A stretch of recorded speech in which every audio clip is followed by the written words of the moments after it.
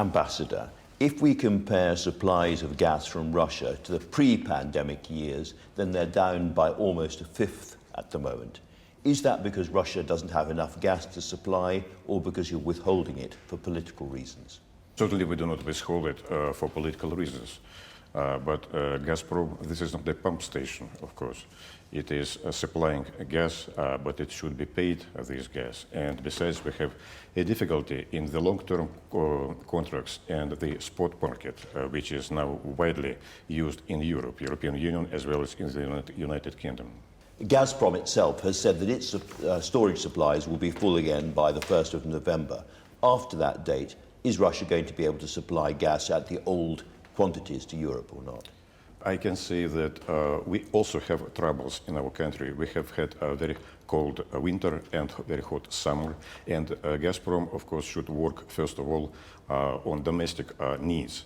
On the other side, as President has yesterday said, Gazprom has increased its supply by 15% to Europe in recent days. This is quite a high amount, I would say, because you have to pump it very quickly. President Putin has said that Russia is ready to supply more gas in the period ahead. What does that actually mean? Lots of people we've talked to have said they don't quite understand what he means by more gas. The contracts for gas are very complicated, and of course they are not open. It is closed information. But my understanding is, in general, that there is a share of gas which is being supplied on a long-term contracts, and there is a share which is supplied on a spot market. So these shares are different, and in the recent months and years, the policy was to increase the share of spot market in Europe. So, of course, Gazprom will work both ways. But we would prefer, of course, long-term contracts, because long-term contracts, it provides stability, it provides predictability, and it provides very clearly lower prices, much lower prices than now. Now, we have a problem here because President Putin, like yourself, has described allegations that this is politically motivated as blather and nonsense. And yet the Deputy Prime Minister, Alexander Novak, said that Nord Stream 2, which is the gas pipeline running through to Germany, which is still being held up for approval, he says approval would give a positive signal and cool off the current situation. So which of them is right? I don't see any contradiction. Not at all. What is absolutely a fact of life is that the pipeline Nord Stream 2 does exist. It is ready, it is prepared for use, and we expect a final go ahead from Germany. So as soon as it will happen, then of course new gas supplies will come from this pipeline, which is shorter for 2,000 kilometers, which provides much cleaner gas because it is new and modern equipment, and the pipeline itself is very new and modern. It is definitely cheaper than the gas which is going on right now. So if the Germans don't give approval quickly, will Russia nonetheless carry on increasing the amount of gas for Western Europe? For as much as we can do that, we have increased supplies via Ukraine pipeline by 10%, but as we understand, we cannot do more because the equipment at this pipeline has never been modernized and has never been reconstructed, so it is simply dangerous to use it. We've looked at the publicly available data, and we can't see any evidence that Russia has increased supplies through the Ukraine by 10%.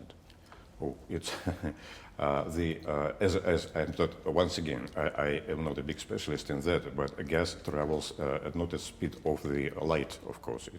It goes very slowly by that. So what do you expect? Or once the president has said, and tomorrow prices will go down, this is not possible. So are you saying, to be clear, you're doing everything you possibly can to get more gas and cheaper gas to Europe? It is a very specific question for that. Yes. Yeah. But it is obvious that with the putting into work of Nord Stream 2 will facilitate the issue. So the political worry, as you know, in Western Europe is that Nord Stream 2 gives Russia huge powers over the energy supplies to Europe. And in a sense, if you are displeased by something Western European governments are doing, you don't need missiles, you don't need a navy, you don't need an army, you just need a tap. Very interesting. You know, I have a tap down here in the basement of my embassy, and it depends on me whether I will close it or open. Of course, it is nonsense. Those who are saying this, they are saying it is more for publicity. And in the recent days before this interview, I had to read very many materials. And now I understand a bit more about that, but it's still a very complicated issue. Would it take the approval of Nord Stream 2 to get gas prices back to normal? It's a question for really marketologists and specialists. Once again, the preference for long-term contracts. Long-term contracts, this is an issue. What is at stake? We do believe that mechanism that has been approved and promoted by the European Commission of spot market is wrong. It has demonstrated, since the wind was low, speed of wind was low during this time, and there is no possibility to store solar energy from solar panel and ventilators. It always will be a difficulty. So from the 1st of November, whether there's approval or not, will gas supplies increase? I cannot say this question. I simply do not know. But we have, as I said, we increased it by 15% right now, and I do believe that the President knows what he is saying. First of all, of course, he is certain. We fully believe that it has been done. Does President Putin, do you understand quite the pressure that's being put on British families, European families, their budgets, and indeed on European companies by this? It is a really, really big crisis point for Europe. No, of course we do read, we watch what is happening in the United Kingdom, but United Kingdom, as far as I understand, has only the share of Gazprom here is about 3%. It is just nothing, because United Kingdom is being supplied from Norway and other sources, so it is not the issue for us. Yeah, but obviously we're very affected by the international markets. But I would say, of course, if it will be an opportunity, we will come to rescue. We will do what we can, of course, to alleviate difficult conditions which are now being created, the real crisis. One of the other things the United Kingdom is doing is hosting the climate change summit, COP, next month in Glasgow. We know President Xi of China, we read that President Xi of China is unlikely to come. Is President Putin going to come? As I understand, the decision on his trip has not been taken yet, but we will send a large delegation. Believe me, it will be a delegation that will consist of more than 200 people. The government will be represented at very high level. We will send a number of ministers and other institutions, and also for industry and all of those who are interested in it and involved, because we do believe that the issue of climate, it is not only national big threat, but also international big threat, and we need to unite efforts to deal with that.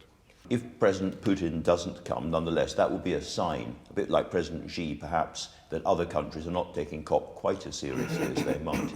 We take the issue very seriously, and we do believe that we need to work towards the goal of improving the situation. And you know that the day before yesterday, President has announced that we now have set a goal of reaching hydrocarbon neutrality by 2060.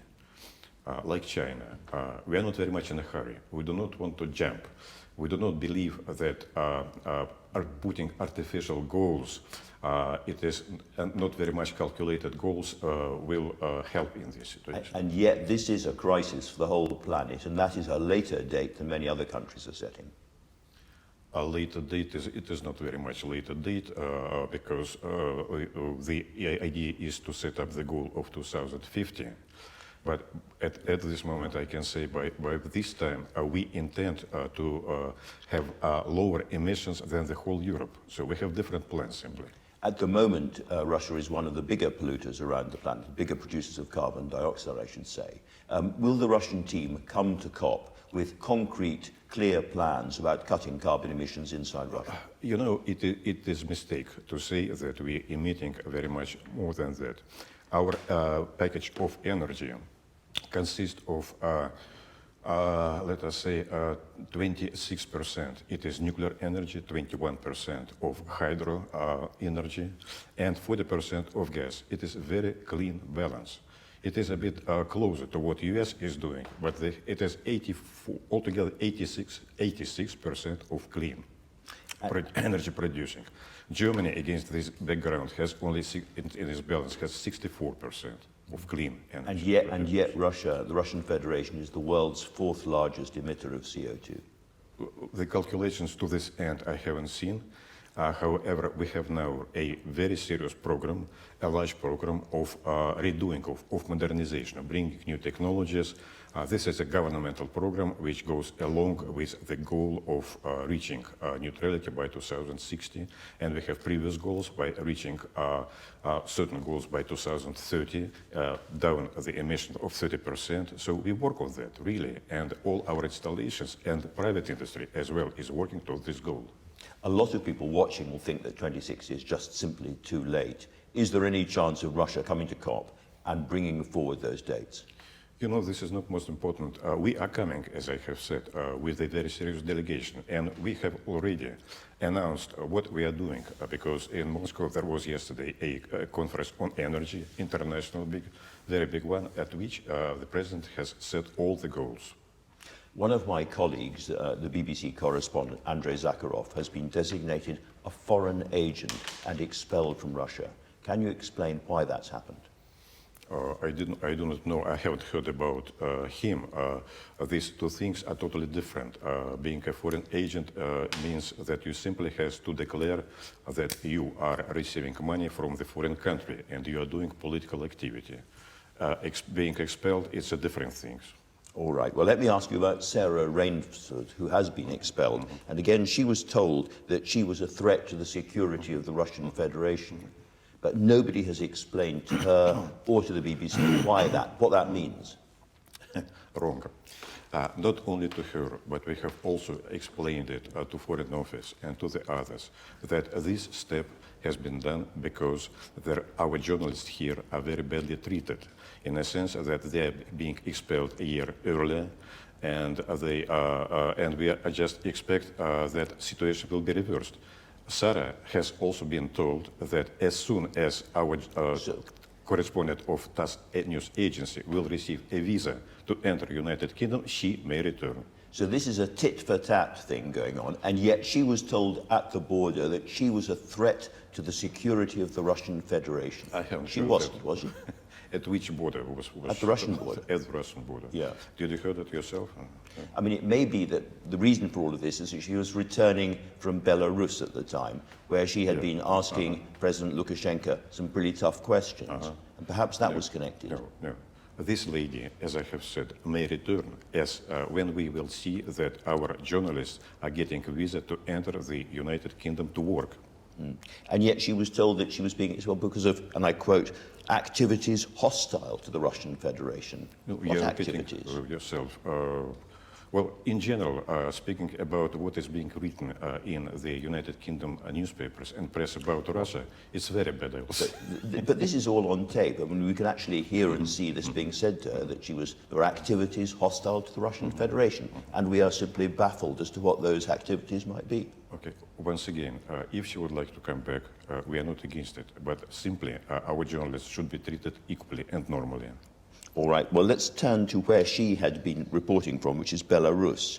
Do you think it's acceptable to forcibly ground a Ryanair jet, arrest two people on the jet, a journalist and his girlfriend, and then broadcast on state television a forced confession?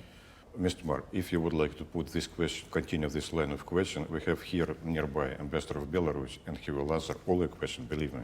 But Belarus and Russia are quite closely connected. And President so Putin and President Lukashenko were meeting quite recently. Okay, can you imagine your foreign minister, Mrs. Strass, will speak up for something what is happening in France? I cannot.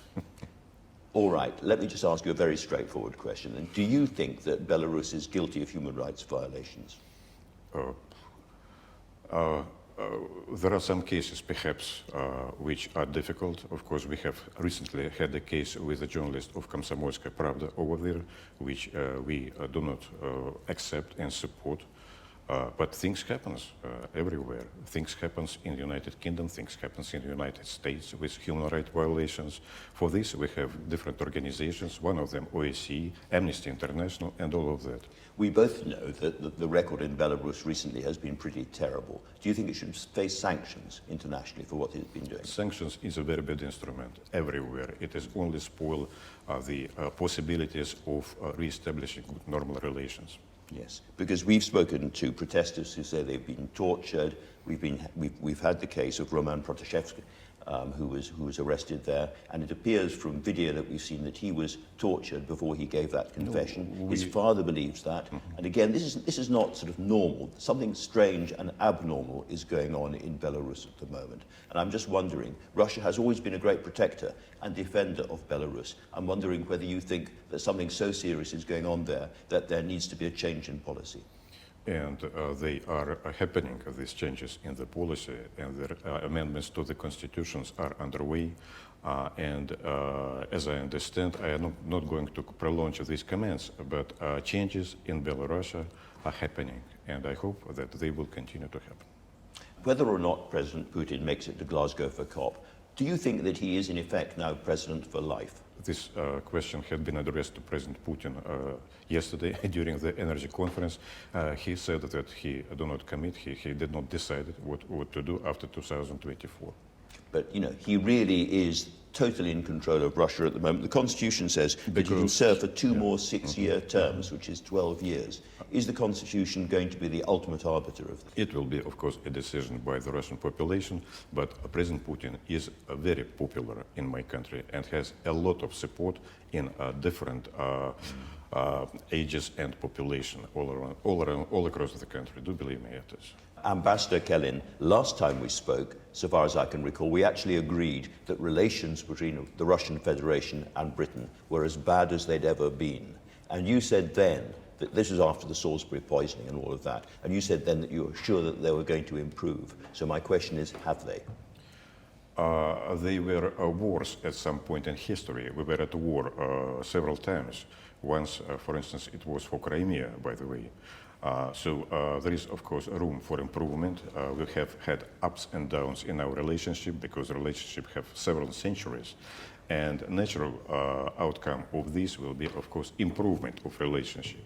But the statements by some of your ministers that we are adversaries, that UK need to deter, to contain Russia, of course, they do not contribute. They do not help to do this. Ambassador Kelin, thank you very much indeed for talking to us. Thank you. Thank you very much for questions.